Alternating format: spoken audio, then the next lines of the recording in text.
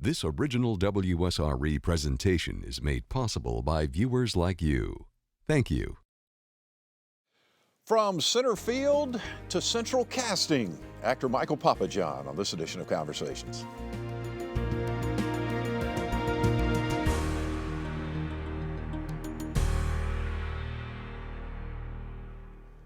Michael Papajohn had a successful baseball career at LSU. He was a starting center fielder on the 1986 and 87 teams that went to the College World Series.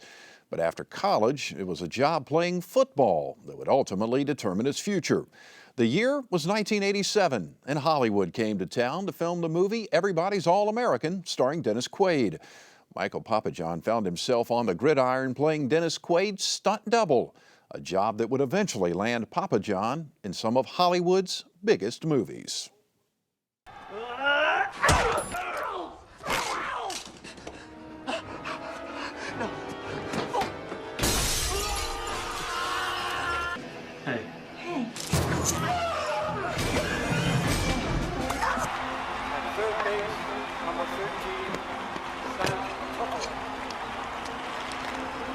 Untitled. I can't think of a better reason not to be a Yankee. This guy weighs a ton.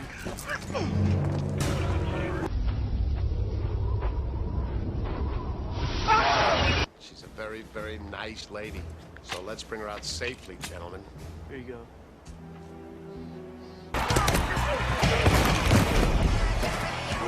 Papajohn's at the 20, the 10, and he will score!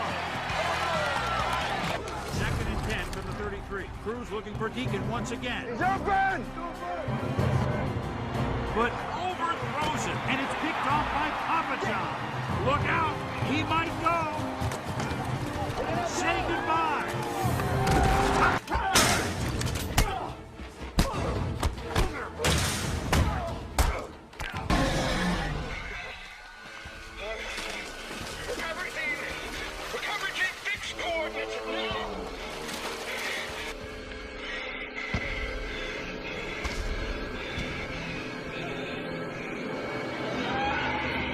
Looking for this? Come on, guys. The machines are the enemy. We're all on the same side. No. You see, I got a couple friends on my side. Maybe they can carry you home when I'm done with you. You might want to chamber around. Movie starts in 3 minutes. If you don't tell us where the money is, we're gonna cut your fingers off during the opening credits. Titles. Credits come at the end of the movie. Titles come first. Fine, titles. A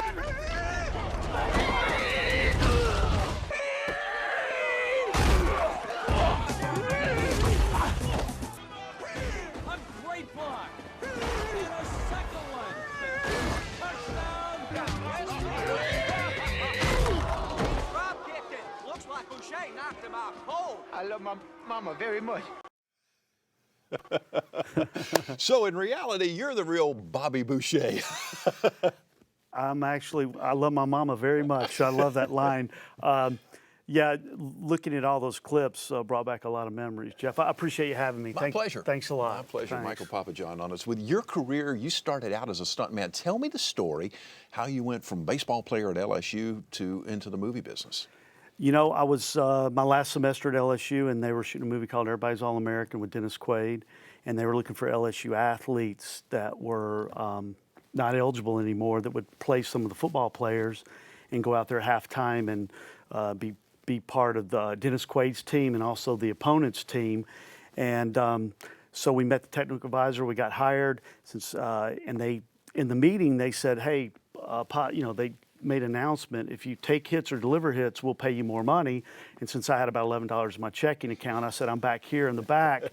So I started taking hits for Dennis Quaid, and one thing led to another, and I started doubling him and taking hits from all these NFL guys. And Taylor Hackford pulled me off to the side and said, "Hey, Papajohn, you're very athletic and you're really a nice guy, and I think you should move to Hollywood and become a stuntman." At 22 years old, he said that to me in front of about 14,000 people at Tiger Stadium. They gave me a trophy that said the world's greatest hit man, and after he gave me that trophy, he pulled me off the side, and that's what he kind of whispered to me. Yeah, and of course, he's the famous director and producer in Hollywood, had a lot of success along Oh, the way. yeah, and he really stayed true to his word. So when I moved to Los Angeles, I called him up and said I was there, and he hooked me up with some very talented stuntmen. Gary Davis kind of watched over me, and yeah, so whenever I hear Taylor Hackford's name, you have those moments in your life, and you think back of people that really touched you and stayed true to their word, and I wouldn't be sitting here if it wasn't for him.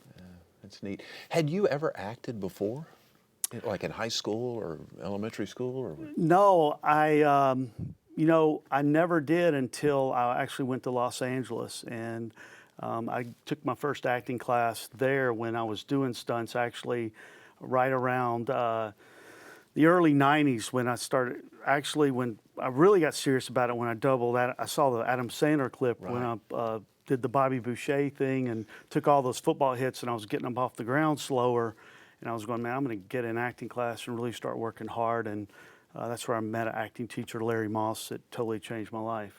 In what way? What did he do for you?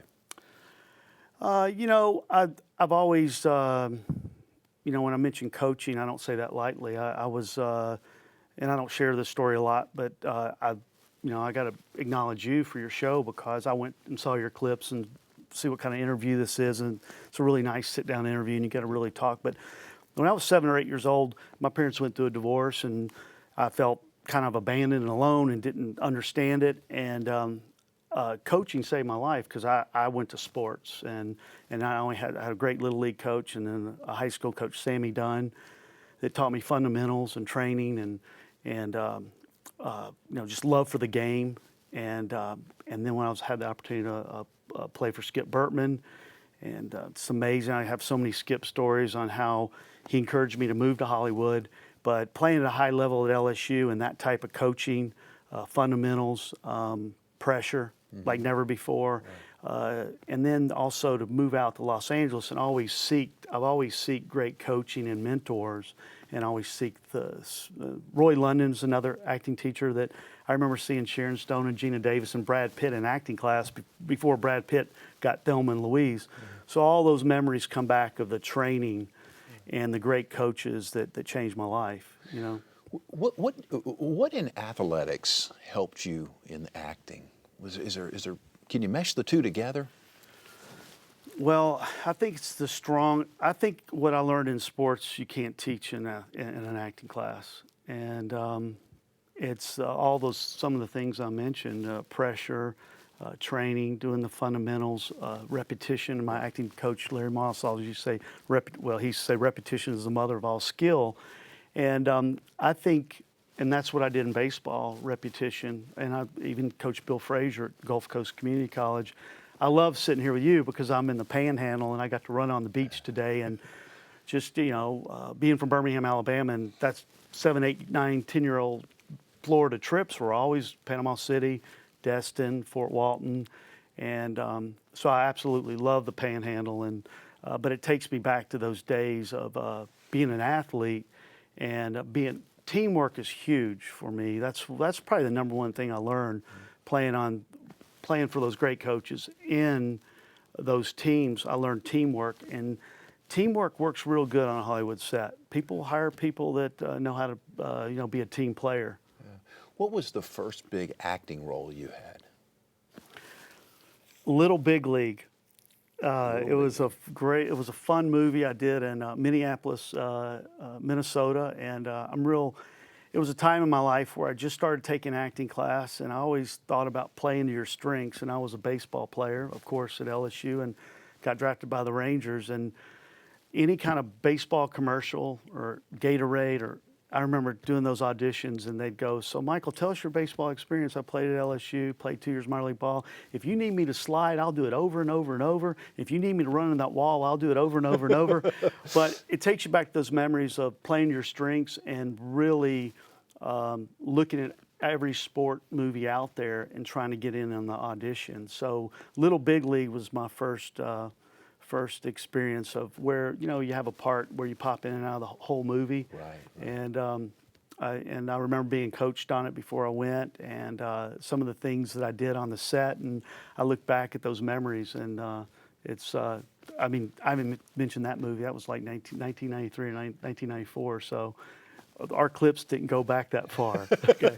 But speaking of baseball, Love of the Game with Kevin Costner. Yeah. Now what was that experience like, baseball? Well, I heard, you mentioned Skip Bertman. I heard Augie Garrido was the technical advisor, and he knew Kevin Costner really well. So I had the opportunity to put myself on tape, and I sent it to New York. And I called Coach Bertman up, and I said, hey, Coach, do you know Augie Garrido? And he goes, yeah, I know Augie, Papajohn. I go, you mind picking up your bat phone? And he goes, what do you mean?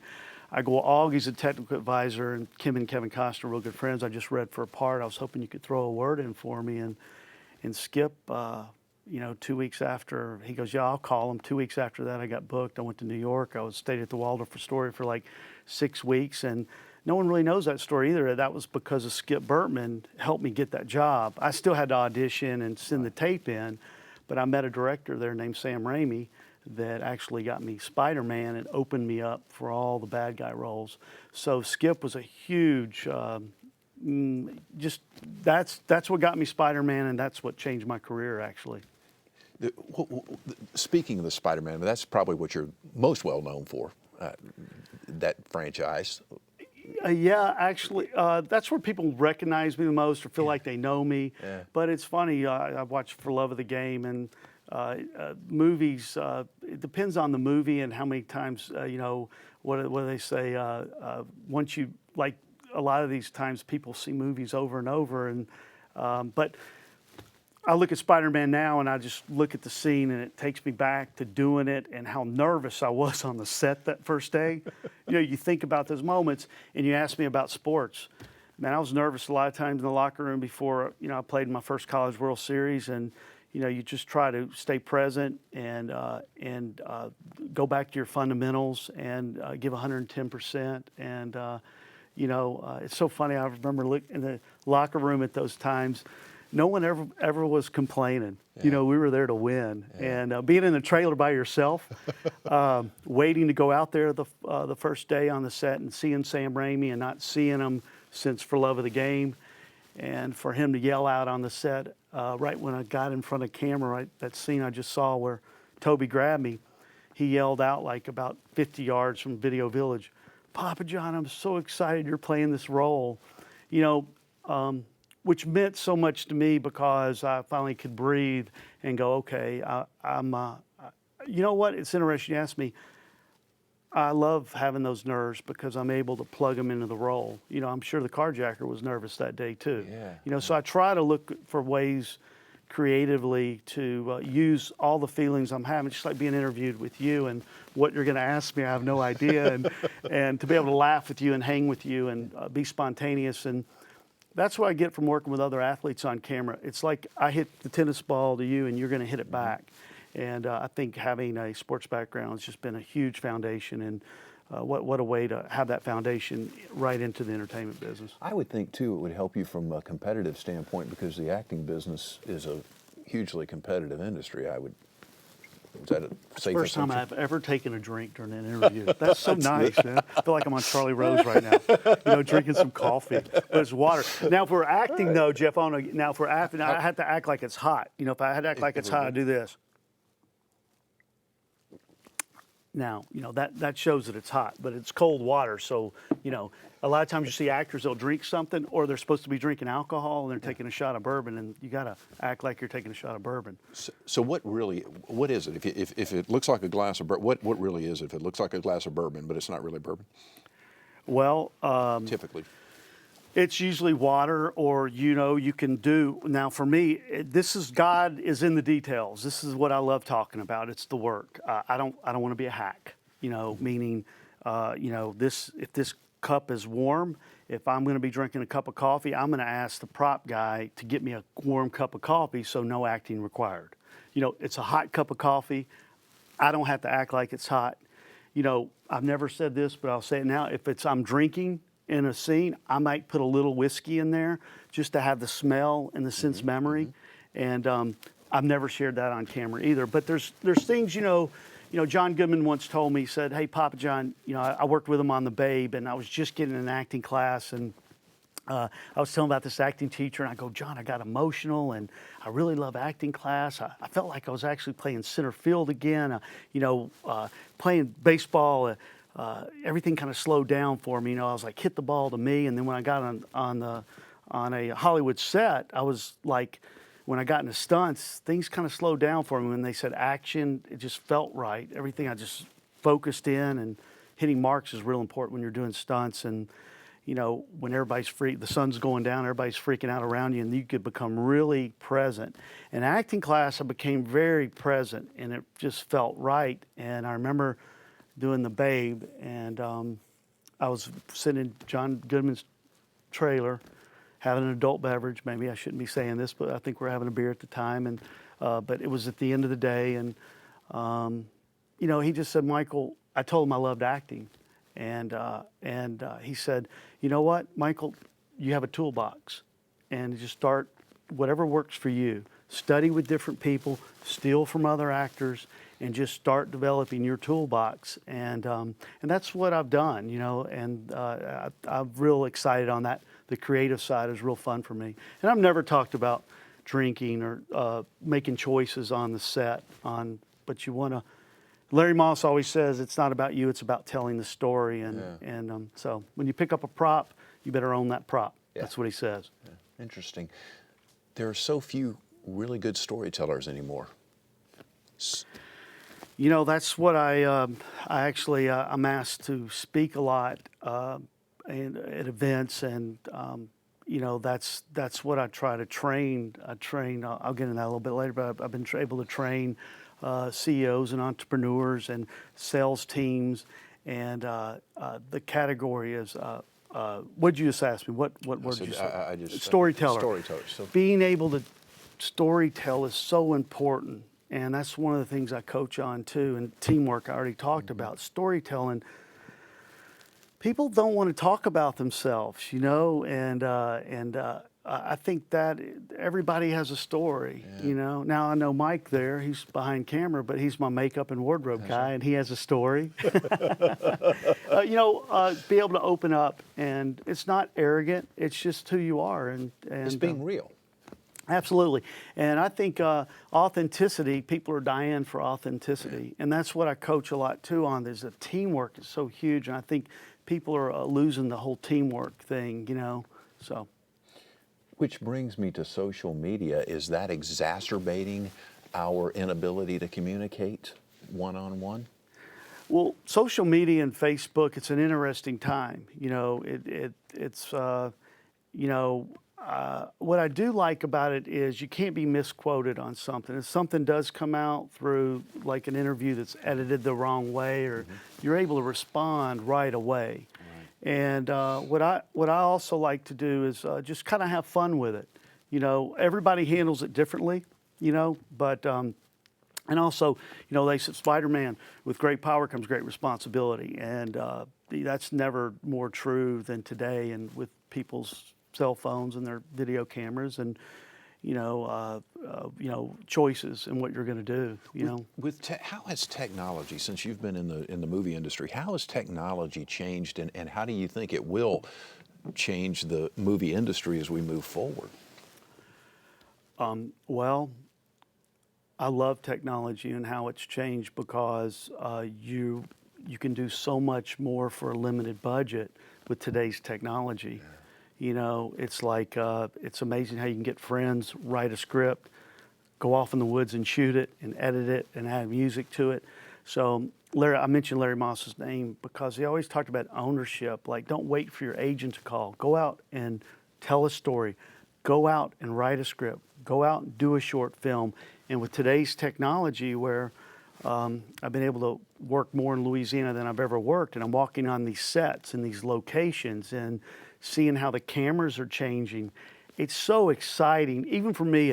I've been in the industry like 27 years, and I don't know what, I've done 130 movies or something like that. I'm looking at those clips, and I walked on a set the other day, a movie in New Orleans, and I didn't see a camera. You know, I'm looking at the 3 cameras here, and I couldn't find the cameras, and they were in the walls of the living room. Like, there were like 5 cameras set up, those Canon cameras, and there wasn't 1 director, but 4 directors I was working with. I've never had 4 directors. I was playing a cop, a good guy, and I actually didn't die, Jeff, you know? I was going to say. I'm not saying I wasn't a little dirty cop, a little bit. Say I was a little dirty cop. But it was the first director goes, just throw down your script. I go, great. And then they gave me, and then after every take, just be able to walk in a room like this, just like being spontaneous and being able to do a scene and be in the industry so long and have it juice you so much. That's how technology is changing, I think, is because every time you show up on a set, things are changing and shifting with green screen and CGI and. So just more opportunity, really, and really the ability for more creativity. For sure. You're working on some production yourself, right? Producing some of your own movies and documentaries? Oh, yeah. I've always mentioned being authentic in interviews, and I've always loved documentaries, and I've learned so much from them. And I've never even told this before I even worked with any director. I always go back to all their movies and watch their commentaries. You know, behind the scenes, you learn so much about people. But I have 2 documentaries I've been shooting over like 10 to 14 years. I got 2 subjects I've been following, and I'm just starting post on one of them. And I produced a movie called Rustin, an independent movie in Birmingham, Alabama. Wally Fitzgerald was our DP. He's Christopher Nolan's DP. Now he's directing a $120 million movie. And what's so great about talk about Birmingham and Rustin, I went to my friends, and I remember hearing the Singleton brothers go, why are you going out to Los Angeles and New York to make contacts? Go to your home and shoot what you know. Yeah. You know, and it was amazing the people in Birmingham that came together for financing and favors. And when I look at that movie, I learned a lot about filmmaking too. I learned that, talent can always be recast, you know, and your department heads. And it goes back to the teamwork, you know, the whole teamwork of making a movie. So whenever I walked on a set, after I did Rustin and produced Rustin and like spearheaded the fundraising for Rustin, I never walked on a set the same because I knew more about the department heads and what was really going on besides the actors doing the scene. You appreciated the process more. Oh yeah, really respect for the business like never before too. What advice would you have for a young person who wanted to get into the industry? What would you tell them to do? Well, when I founded the Action Actor Academy, that's a great question because I really looked how coaching touched me, and I said I had so many people hitting me on Facebook and Twitter and former military guys and former professional athletes. Hey, I'm looking at you in this. I see you in this movie. I see you in that movie. Or a parent emailing me, or hey, we go to lunch with my daughter. She's trying to get in the business. And I talked to my wife about it. I just started writing down things that training was important, building relationships, not networking, relationships, how to build a relationship, and playing full out and having fun, and you know, you're taking care of your body was a category, and generosity was a huge category for me. Just being generous and not expecting anything in return. It's amazing what can happen in your life, you know, if, you know, just the whole generosity. So if I had to tell someone, I always like work from your gut and your heart. If that's what truly you want to do, you can do it, but you got to go to work. You really got to go to work. And I remember Larry Moss saying, Michael, you know, you really got to learn what makes you tick, you know, and because a lot of feelings will come up and you'll quit the business, you know, what Socrates, my father, said, know thyself. You know, and I talk to you now, I've never said that in an interview, but I'm always trying to learn about myself, you know, how I'm going to grow as an artist and a person. And now that I'm a father, I got a 5-year-old, and passing it on to him and just playing with him. And, you know, there's one thing I have fun in the industry is I had an acting coach, Tim Phillips, audition coach. It's funny how I keep bringing up coaching. So, Michael, when you pick up sides, you need to. It's like when you're playing with your 5-year-old son. That's how it needs to be. More play acting, and it's fun how I've incorporated that into my work. Kind of goes back to the old thing of the great actors are the ones that don't look like they're acting, I guess. Well, they asked Bruce Willis, "Hey, Bruce, you know, it looks like you're just being yourself. You know, it just looks like you're playing Bruce." And you know what Bruce said? He goes, "You know how hard I've worked for it to look like that." Yeah. You know, pretty cool. Yeah. Got just a couple of minutes left here.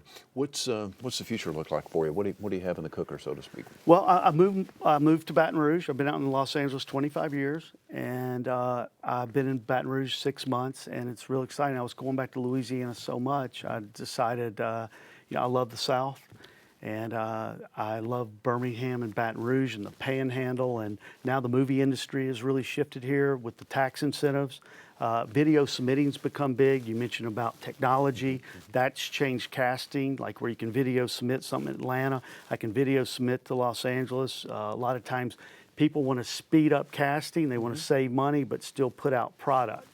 So I just did 3 movies. I did Homefront with Jason Statham. That's coming out next year. I did The Tomb with Schwarzenegger and a guy named Sylvester Stallone. And I'm doing a movie starting next in a couple weeks called Heat. They're redoing the Burt Reynolds movie. I love Burt Reynolds. They're redoing that movie from the late '80s, and Jason Statham is also in that movie. And I'm gonna. But actually, there's more opportunity than I've ever seen. It's funny. Since I moved to the South, I've never acted more in this past 12 months in my whole career. Wow. So I'm thrilled. Just running full throttle. Absolutely. I get to eat Southern food. I get to see my friends that aren't in the business. I get to go to the set and work and come down the Panhandle and drink a cold beer and surf fish. You can't beat that. I was going to ask you that. What's your hobbies? What do you do for fun when you're not active? You know, I love fishing. I love bass fishing. I love surf fishing. Now I'm learning about the marsh and redfish and trout and flounder. I caught a flounder and the guy next to me, I caught like a redfish and the guy next to me caught a shark in the marsh. I'm like, man, this water's crazy. So I love fishing, and I love the coaching side of it, really coaching that I never thought I would you know, going from an Action Actor Academy where I was working with companies has been really, really cool. And, you know, it's funny when I coach, I always think about, I'm saying what Sammy Dunn taught me and Skip Burtman and Larry Moss, and it's just coming out of me, and it's a lot of fun. So Good deal. Thanks for your time. Jeff, thank you, man. It. I really appreciate it. We're going to get you in the movies, put a gun on you, and maybe shoot you. Would I be something. a good bad guy, you think? You know what? I think you're going to play the good attorney. You know, I'll play the attorney. No, you can play the bad guy. You know, hey, you're versatile, man. We'll put a beard on you. You know, maybe I'll let you be my stunt double. How about that? When it's a car hit, I'm going to call Jeff in. Man, Jeff, we're going to have to shave your head. You're going to have to, hey, just roll off the car. You'll be fine. Michael Papajohn. You can find out a whole lot more about him at michaelpapajohn.com. And by the way, you can see more of our conversations online at WSRE.org/conversations. I'm Jeff Weeks. Thank you so very much for watching. Hope you enjoyed the broadcast. Take great care of yourself. We'll see you soon.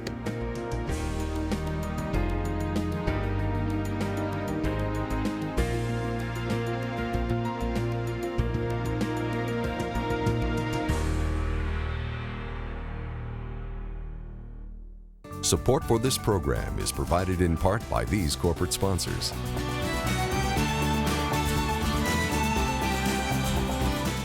And by viewers like you.